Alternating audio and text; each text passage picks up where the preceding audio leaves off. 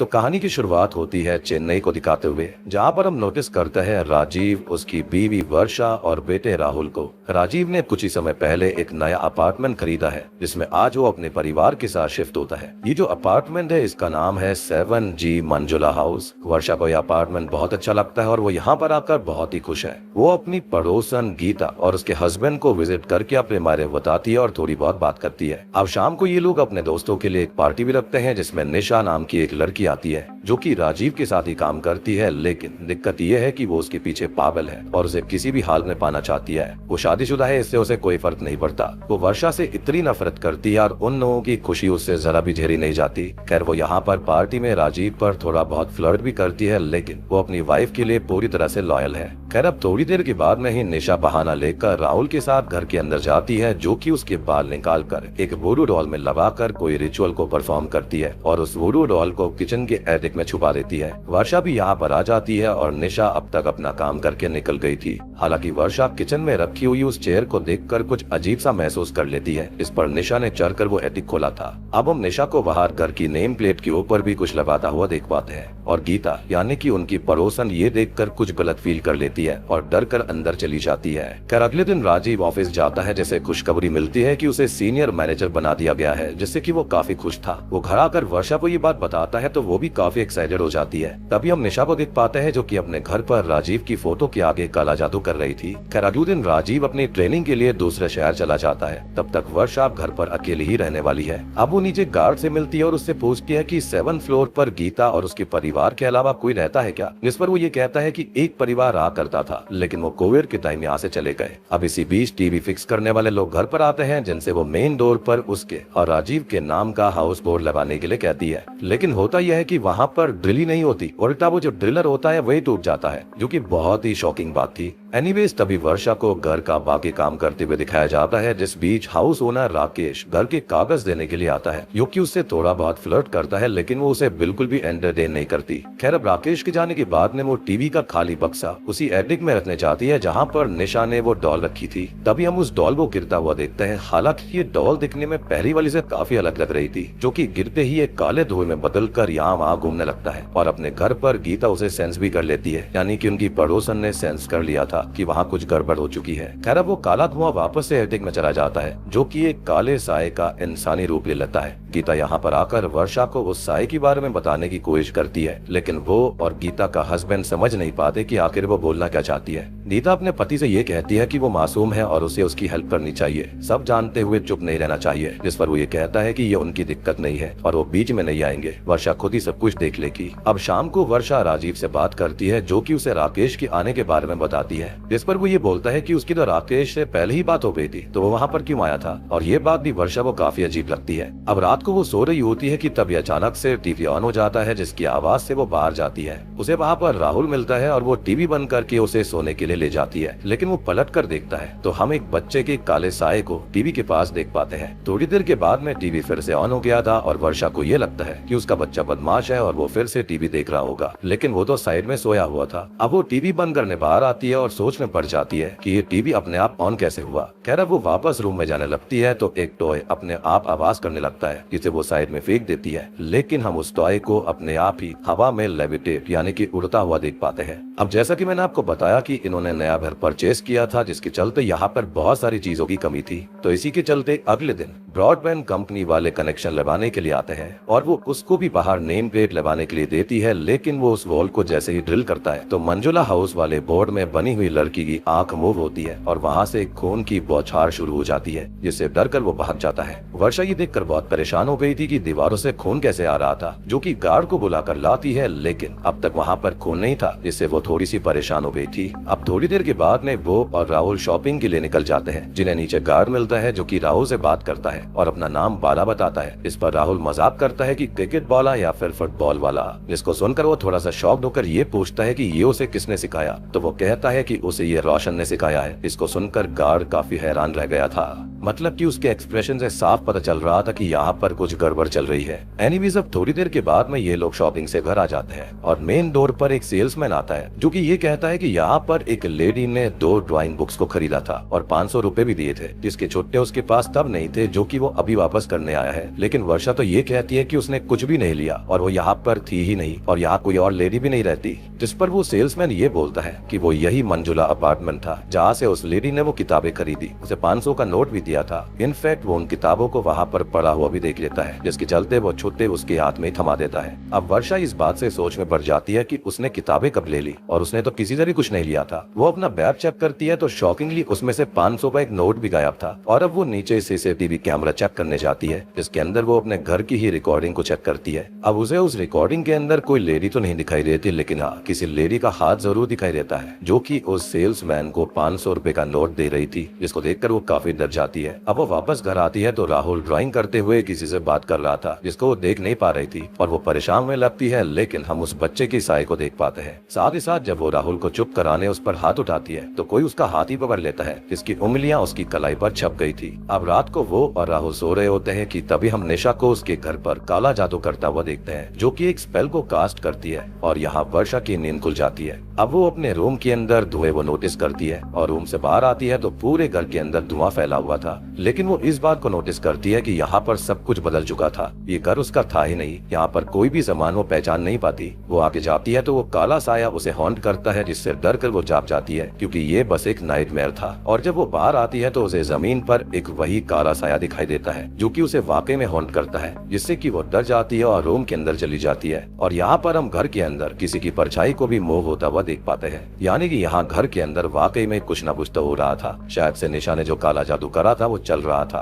अब अगले दिन वर्षा बहुत ही ज्यादा परेशान थी। उसे ऐसा लग रहा था कि कहीं ये उसका भ्रम तो नहीं है और इसके बारे में बात करने के लिए वो अपनी दोस्त को कॉल करती है और उसे मिलने बुला लेती है। यहाँ पर वो लिफ्ट में थी और राहुल का स्कूटर अब अपने आप मूव करने लगता है, अपने आप चलने लगता है, जिससे वो बहुत ही ज्यादा डर कर वो उसको यहाँ से निकाल कर ले जाती है। अब वो अपनी दोस्त रिया से मिलती है और अपने साथ हो रही घर के अंदर सारी घटनाओं के बारे में उसे बताती है। रिया ये बोलती है कि ये शायद उसका भ्रम होगा क्योंकि नए घर के अंदर आने के बाद ऐसा होता है। ऊपर से वो अकेली भी रहती है और अगर फिर भी उसे ऐसा लगता है कि वहाँ पर कुछ दिक्कत है तो वो आज रात उसके साथ रहकर खुद ही सब कुछ देखेगी। अब रात को वो उसके घर पर आती है और थोड़ी बहुत बात करती है और उसे अभी कुछ भी फील नहीं हो रहा होता। खैर अब ये लोग सोने चले जाते हैं, लेकिन आधी रात को रिया के कॉल से वर्षा की नींद खुलती है। रिया ये कहती है कि वो वहीं पर सोई थी, लेकिन जब वो जागी तो वो टेरेस पर थी जहाँ पर एक काला साया उसे हॉन्ट कर रहा था, जिसकी वजह से वो वहाँ से भाग गई और वो साया वर्षा को चैन से नहीं जीने देगा और वो ये घर जल्दी से छोड़ दे। यानी कि रिया को यकीन हो चुका था कि वहाँ पर वाकई में कुछ है। ये सुनकर वर्षा बहुत ही ज्यादा डर गई थी। अब इसी बीच हम गीता को देख पाते हैं जिसकी दरवाजे की बेल रिंग होती है। वो की होल से देखती है जहाँ पर हमें तो कुछ नहीं दिखता, लेकिन वो ये कहती है कि बाहर मंजुला है। लेकिन उसका हस्बैंड ये कहता है कि ऐसा कुछ भी नहीं है और वो चुपचाप रहे। अब अगले दिन राजीव घर आ जाता है जैसे वो ये सारी बातें बताती है, लेकिन वो इन बातों पर ऑब्वियसली यकीन नहीं करता। अब अगले दिन हम निशा को देख पाते हैं जो कि रिया से बात करती है, तो वो वर्षा के घर के बारे में उसे सारी बात बता देती है। तो रिया यहाँ पर ढोल की तरह इस बात को पूरे ऑफिस में फैला देती है जो कि राजीव को अच्छी नहीं लगती और वो वर्षा से बात करता है जिनकी थोड़ी बहस भी हो गई थी। अब वर्षा ये नोटिस करती है कि राहुल गायब हो चुका है, जो कि गीता के घर जाता है और उनसे अपनी ड्राइंग बुक को मांगता है, जो कि ये कहते हैं कि वहाँ पर कोई भी बुक नहीं है। लेकिन अंदर जाने पर उसे वो किताब छुपी हुई मिलती है। जो बात उन लोगों को काफी अजीब लगती है कि वो किताब उनके घर पे कैसे आई। अब वर्षा गुस्से में वहाँ पर आकर उसे घर पर ले जाती है और घर आकर रिया को कॉल करती है, जो कि उसे ये सजेस्ट करती है कि वो किसी ब्लैक मैजिक एक्सपर्ट से बात करे क्योंकि उसके घर पे जो हो रहा था वो शायद काला जादू ही है। अब वो रिया को वीडियो कॉल पर रखकर गूगल से ब्लैक मैजिक एक्सपर्ट ढूंढने लगती है, लेकिन जो वर्ड्स होते हैं ना वो अपने आप ही मिट रहे थे। अब रिया उसके पीछे तभी एक फीमेल गोस्ट को देखती है, जिस पर वर्षा ये कहती है कि उसे पता है कि यहाँ पर कोई और भी है, लेकिन अब वो उससे नहीं डरेगी। इतने में ही राहुल के चिल्लाने की आवाज आती है, जिसे किसी इनविजिबल फोर्स ने बालकनी से नीचे लटका रखा था। वर्षा उसे बचाती है और फिर पूजा घर से उसके सर पर तिलक लगाती है, लेकिन वो अजीब सा बर्ताव करके तिलक को हटा देता है। कर अब वो बाहर जाकर मंजिला हाउस वाला बोर्ड तोड़ने लगती है, लेकिन तभी वहाँ पर जो पड़ोसी होते हैं वो उसे रोकने आते हैं, लेकिन वो सब पर गुस्सा करने लगती है। अब वो अंदर जाकर जोर जोर से कहती है कि यहाँ पर जो कोई भी हो वो उससे नहीं डरती और वो कुछ भी करे वो ये घर छोड़कर नहीं जाएगी और हिम्मत है तो वो उसके सामने आकर दिखाए। जिसके साथ ही शॉकिंगली एक जला हुआ गोस्टली हाथ उसका गला पकड़ लेता है, उसे हवा में लटका देता है। गीता और उसका हस्बैंड उसकी आवाज सुनकर यहाँ पर आते हैं, जो कि वर्षा को देखकर बहुत ही परेशान होकर ये कहते हैं कि मंजुला ऐसा मत करो, उसे छोड़ दो, वो मासूम है। और अब वो नीचे आ जाती है। वर्षा तभी गीता से ये कहती है कि उन्होंने मंजुला शब्द का मतलब कि वो सब कुछ जानते थे लेकिन वो फिर भी चुप रहे। तो यहाँ पर ऐसी कैसी बात है ये, और अगर उनकी खुद की बेटी के साथ ऐसा होता तो वो क्या करते। इस पर वो कहते हैं कि ऐसा नहीं है। अब गीता और उसका पति मंजुला को बुलाते हैं तो वहाँ पर उसकी और उसके बेटे की स्पिरिट सामने आ जाती है, यानी कि अब तक यहाँ पर जिनकी भी स्पिरिट थी वो काले साए किसी और के नहीं बल्कि मंजुला और उसके बेटे के थे। अब गीता और उसका पति उससे ये कहते हैं कि वो अब मर चुकी है और उसे ये घर छोड़ना पड़ेगा क्योंकि अब ये घर वर्षा का है। जिस पर मंजुला ये कहती है कि वो इस बात को अच्छी तरह जानती है और जब नियति तय ही थी तो वो इस घर से बंद क्यों गई। और अब वो अपनी कहानी बताने लगती है कि आखिर उस दिन क्या हुआ था और वो यहाँ पर ऐसे कैसे बन गई। हम देख पाते हैं कि मंजुला अपने बेटे रोशन के साथ यहाँ पर रहा करती थी। वो दोनों बहुत ही ज्यादा खुश थे जिन्हें पूरी बिल्डिंग पसंद किया करती। अब तभी मंजुला शॉकिंगली एक बात बताती है कि उसका भाई कोई और नहीं बल्कि राकेश ही था। जी हाँ, वही राकेश जो कि स्टार्टिंग में आकर वर्षा के साथ फ्लर्ट कर रहा था और उसने उसे फ्लैट के डॉक्यूमेंट्स भी दिए थे। वो ये बताती है कि उनके पिता के स्वर्गवास से पहले उन्होंने अपनी पूरी प्रॉपर्टी राकेश को दे दी थी और मंजुला के हाथ बस ये घर लगा था। लेकिन हुआ ये कि राकेश ने जुए में अपने हिस्से का सब कुछ गवा दिया और वो मंजुला से ये घर लेने आता है लेकिन वो इसके लिए मना कर देती है क्योंकि उसके पास बस यही एक चीज थी। राकेश को ये बात जरा भी अच्छी नहीं लगती क्योंकि उस पर कर्जा होता है और उसे ये घर कैसे भी चाहिए था। अब राकेश को जिन लोगों को पैसे देने थे वो उसे आकर परेशान किया करते और उसकी बीवी के साथ गलत काम करने की धमकी भी देते थे। अब वो इसे परेशान होकर अपनी जान देने जाता है लेकिन उसके दो दोस्त उसको रोक लेते हैं और मंजुला को धमकाने के लिए कहते हैं। अब राकेश और उसके दोस्त जो होते हैं वो इसी अपार्टमेंट में आकर मंजुला के सामने ही रोशन को नाइफ पॉइंट पर रखकर उससे घर के पेपर्स के ऊपर साइन लेते हैं लेकिन वो तब भी यही कहती है कि वो इस घर को कैसे भी नहीं छोड़ेगी। तो अब उसके दोनों दोस्त उसे पकड़कर जबरदस्ती शराब पिलाते हैं और राकेश भी रोशन को दूर फेंक देता है जिससे कि उसके सर पर गहरी चोट आ गई थी। तभी वो गैस सिलेंडर को हॉल में लेकर आता है और उसकी गैस को ऑन कर देता है जिसके बाद वो बाहर जाकर अंदर लाइटर को फेंक देता है जिससे कि मंजुला और रोशन तड़प तड़प कर जिंदा जलकर अपना दम तोड़ देते हैं। अब आपको समझ में आया होगा कि क्यों उनका हाथ जला हुआ था या फिर उनकी बॉडी ऐसी क्यों थी। तभी मंजुला की आत्मा ये कहती है कि वो अपने दोषियों को सजा नहीं दिलवा पाई क्योंकि उसकी साइड से कोई कोर्ट ही नहीं जा पाया, कोई सबूत नहीं मिला, ना ही कोई सबूत दे सकता था। तो उसने खुद ही इस घर से खुद की आत्मा को जोड़ दिया था ताकि वो यहाँ से अपना बदला लेने के बाद ही जाएगी। अब एक रोज होता यह है कि राकेश का ही फ्रेंड राजीव यानी कि वर्षा का पति उसके लिए वो अपार्टमेंट रेडी करवा रहा था कि तभी मंजुला की आत्मा उसे पकड़कर वैसे ही जबरदस्ती ढेर सारी शराब पिलाती है जैसे कि उसने उसे पिलाई थी और फिर वो उसे बालकनी से नीचे फेंक देती है। राकेश को चोट आती है और वो नोटिस कर लेता है कि यहाँ पर अभी तक मंजुला की आत्मा है जिससे कि वो बहुत ही ज्यादा परेशान हो जाता है। एंड ऑब्वियस ही बात है कि इस तरह से तो यहाँ पर अपार्टमेंट की डील भी कैंसिल हो सकती थी। अब वो मोक्षा नाम के एक तांत्रिक से हेल्प मांगता है जो कि यहाँ पर आकर मंजुला की आत्मा को एक वुडू डॉल में कैद कर देता है और उसे इसी एटिक के अंदर छुपा कर रखता है। वो ये भी बोलता है कि चाहे कुछ भी हो जाए ये डॉल खुलनी नहीं चाहिए,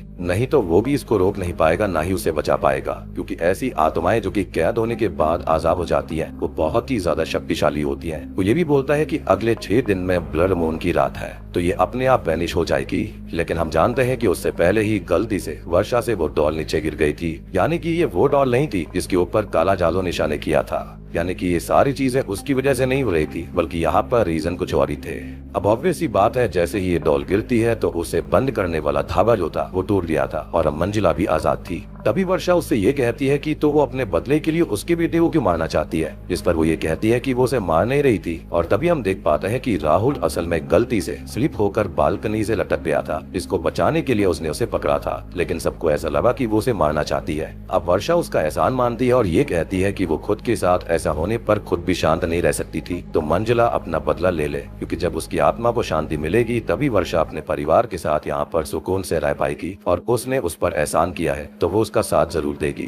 खैर अब तक राजीव भी घर आ जाता है तो गीता और उसका हस्बैंड अपने घर चले गए थे। भाई मंजुला भी अब गायब हो जाती है। घर आने के बाद वो वर्षा पर गुस्सा करता है कि ऑफिस में उल्टी सीधी बातें फैल गई हैं और वो उस पर हाथ उठाने वाला था, लेकिन तभी मंजुला और रोशन उसके सामने आकर ये कहते हैं कि ऐसा कभी मत करना। इन्हें देखकर वो डर कर बेहोश हो जाता है। अब अगले दिन जागने पर वो ये कहता है कि ये घर सही नहीं है और उन्हें यहाँ से चले जाना चाहिए, जिस पर इस बार वर्षा कहती है कि यहाँ ऐसा कुछ नहीं है और सब कुछ राजीव का भ्रम था। वर्षा अब राजीव को नहाने के लिए भेज देती है और उसके फोन में निशा का टेक्स्ट भी देखती है जो कि उसे अपने पास बुला रही थी, लेकिन तभी वो राजीव को उसे शाम को मिलने के लिए बोल देती है। थोड़ी देर के बाद में उसे रिया का कॉल आता है जो कि बताती है कि जब वो निशा के घर गई थी तो उसने वहाँ पर काला जादू वाला सामान देखा था, इस पर उसे बहुत गुस्सा आता है। तभी वर्षा एटिक से उस वुडू डॉल को निकाल कर देखती है और वो मंजुला से उसे सबक सिखाने के लिए कहती है, जिसके लिए मंजुला मान गई थी। अब यहाँ पर निशा अपने गुरुजी से ऑनलाइन ब्लैक मैजिक ट्रेनिंग ले रही थी जो कि असल में एक फ्रॉड है, मतलब कि निशा को कोई भी काला जादू नहीं आता और इसलिए तो उसने बेवकूफी में बेटे के यानी कि राहुल के बाल निकाल कर वुडू डॉल पर टांग दिए थे।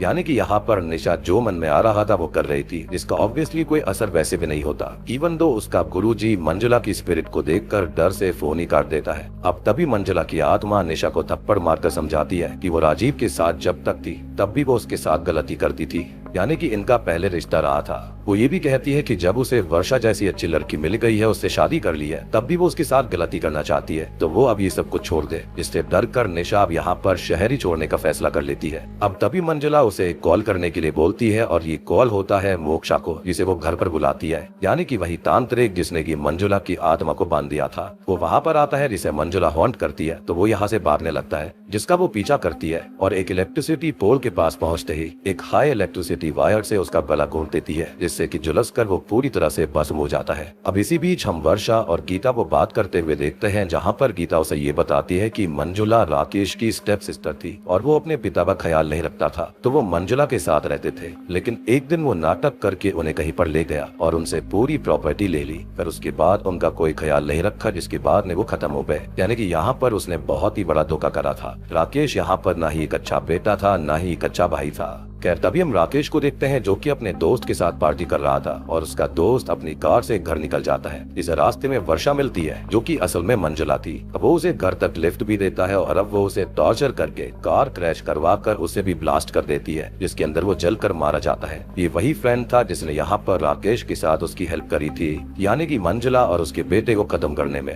अब अगले दिन राकेश को ये सब पता चलता है और सबको यही लगता है कि वो ड्रिंक एंड ड्राइव कर रहा था, जिसके चलते वो मारा गया। अब थोड़ी देर के बाद में उसे वर्षा का मैसेज आता है जो कि उसे मिलने के लिए बुलाती है। एंड ऑब्वियस सी बात है, उसकी गंदी नजर वर्षा पर पहले से ही थी, तो वो उससे मिलने चला जाता है। वो उसे खूब ड्रिंक करवाती है। उसे ये लग रहा था कि आज तो वो लकी हो जाएगा, जिससे कि वो सो जाता है और होश में आने के बाद वो अपने सामने मंजुला और रोशन को देखता है, जिनसे डर कर वो अपने घर आ जाता है। अब मंजुला भी उसके पीछे पीछे वहाँ पर आ जाती है, जो कि उससे ये कहती है कि अब उसको पता चलेगा कि खुद के ही घर में जिंदा जलने का दर्द क्या होता है। साथ ही साथ जब कोई भी कोर्ट में जाने वाला नहीं रहेगा तो कैसा फील होगा। तभी वो फाइनली एसी को ब्लास्ट कर देती है, जिसके अंदर जलकर वो मारा जाता है। यानी कि यहाँ पर अब मंजुला का बदला पूरा हो गया था। वो वर्षा और राहुल से विदा लेकर हमेशा के लिए उस फ्लैट को छोड़कर चले जाते हैं। अब राजीव घर आता है, जो कि घर को लेकर काफी परेशान था, लेकिन यहाँ पर वर्षा उसको समझाती है कि अब सब कुछ ठीक हो चुका है और अब वो यहाँ पर सुकून से रह सकते हैं। यानी कि फाइनली अब वो उनका घर हो गया था। इसी के साथ में 7G मूवी यहीं पर खत्म हो जाती है। तो दोस्तों ये थी 7G तमिल हॉरर फिल्म की कहानी। उम्मीद करता हूँ कि आपको पसंद आई होगी। यहाँ पर मैंने ऑलरेडी सारी चीजें एक्सप्लेन कर दी हैं, लेकिन अगर आपका फिर भी कोई डाउट है तो मुझे बता देना। और हाँ, मूवी के स्टार्ट में एडिक के अंदर एक डॉल के साथ साथ दूसरी डॉल भी थी, जो कि मंजुला वाली थी। एक डॉल जो कि निशा ने रखी थी, उसका कोई फायदा नहीं था, वो बिल्कुल फेक थी। तो जो मंजुला वाली डॉल थी वो रियल थी और जो निशा वाली डॉल थी वो फेक थी। यानी कि ऑब्वियस सी बात है, उसे तो नहीं पता था कि ये फेक है, लेकिन जो उससे गुरुजी थे वही फ्रॉड थे। तो यहाँ पर एक काला जादू काम कैसे करता। तो उम्मीद करता हूँ कि आपको यहाँ पर डॉल्स में कंफ्यूजन नहीं हुई होगी। और एक डॉल जो कि ओरिजिनल थी, जिसको मोक्षा ने बांध कर रखा था, उसके अंदर किसी और की नहीं बल्कि मंजुला और उसके बेटे की आत्मा कैद थी, जो कि 6 दिन में गायब हो जाते। लेकिन हुआ ये कि उससे पहले ही यहाँ पर वर्षा आ गई थी, जिसके चलते वो डॉल जो थी उसके अंदर से उसकी आत्मा आजाद हो गई, जिसके चलते उसने अपने सौतेले भाई और उसके दोस्तों से अपना बदला लिया और फाइनली इस घर को छोड़ दिया। तो उम्मीद करता हूँ कि आपको वीडियो पसंद आई होगी। पसंद आई है तो वीडियो को लाइक कर देना। चैनल के ऊपर नए हैं तो सब्सक्राइब कर लीजिए।